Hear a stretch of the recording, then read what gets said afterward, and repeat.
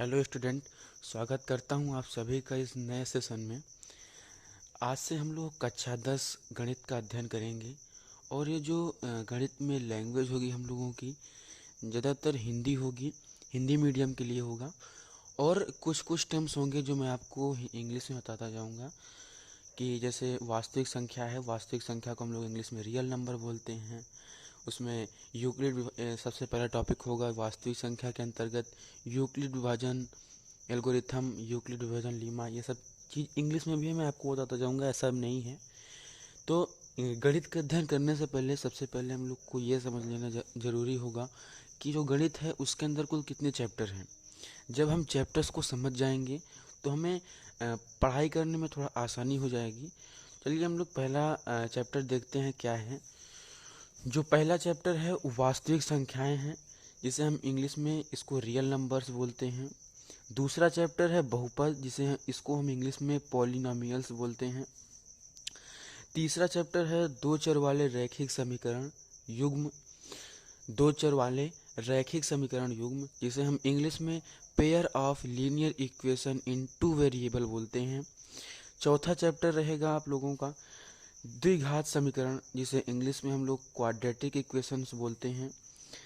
पांचवा चैप्टर हम लोगों का रहेगा समांतर श्रेणी, जिसे इंग्लिश में अर्थमेटिक प्रोग्रेशन बोलते हैं। छठवां चैप्टर रहेगा त्रिभुज, जिसे हम इंग्लिश में ट्रायंगल्स बोलते हैं। सातवां चैप्टर रहेगा निर्देशांक ज्यामिति, जिसे हम लोग इंग्लिश में क्वाड्रेट कोऑर्डिनेट ज्योमेट्री बोलते हैं।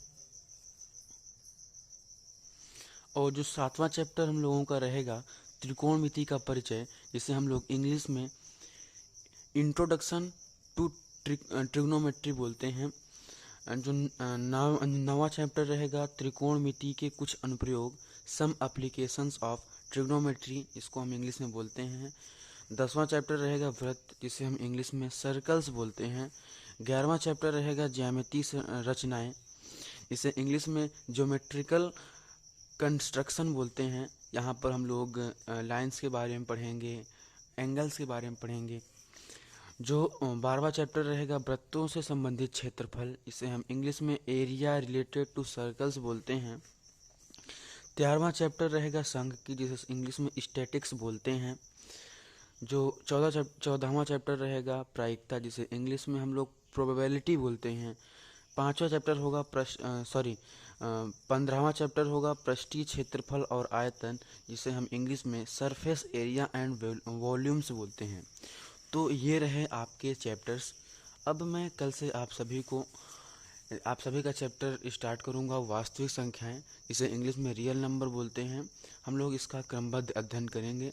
आशा करता हूं कि आप सभी को मेरे द्वारा बताए गए चैप्टर्स समझ में आए होंगे। अगर ठीक है, थैंक यू।